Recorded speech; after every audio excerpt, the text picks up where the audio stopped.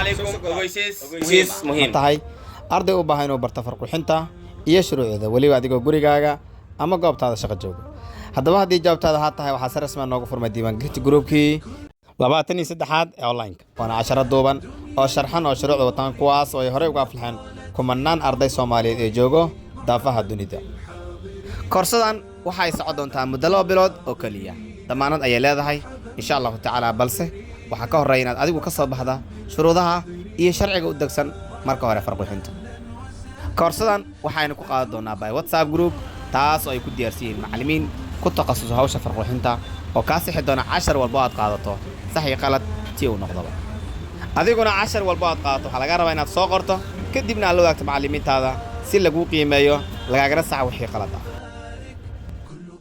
haddaba haddii aad u baahan tahay inaad iska diiwaangeliso koorsadan si fudud waxaad la xiriirtaan lambarkan kaaga muuqda shaashada +25 26 15 91 40 ama haddii aad gudaha joogto waxaad ka reebi kartaa faraha oo waxaad ka bilaabi kartaa eberli 15 91 40 WhatsApp ama call-tii ku ran sidoo kale haddii aad u baahan tahay farqixinta inaad ku barato si offline ah waxaad booqan kartaa xarumaheena Muqdisho gaar ahaan isgoyska baar waxa degmada Halwadaag waxayna shaqeysaa maalmaha Khamiis iyo Jimcada labada gelin iyo sidoo kale maalmaha caadiga sida Sabtiga Axad iyo Isniinta labada gelinba sidoo kale xarunteena taleex waxay ku taalaa masjidka Cabdirashiid Cali Sarmaaka agtiisa waxayna shaqeysaa maalinta Isniinta iyo maalinta Talaadada gelinka dambe iyo sidoo kale Khamiis iyo Jimcada labada gelinba si walba aad ugu faa'iideysan karto farqixinta waa ku muhiim maadaama ay tahay face-ka ama muraayada qofka laga akhriyo marka la qiimeynayo heerkiisa waxbarashada iyo habqalkiisuba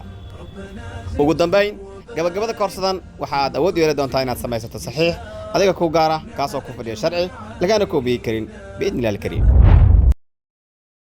waad ku maastahay daawashada muuqaalkan ila dhamaadka haddii aad nala socoto waxaan ka codsanaynaa muuqaalka aad noo sheegarayso lana wadaag saaxiibada maasanid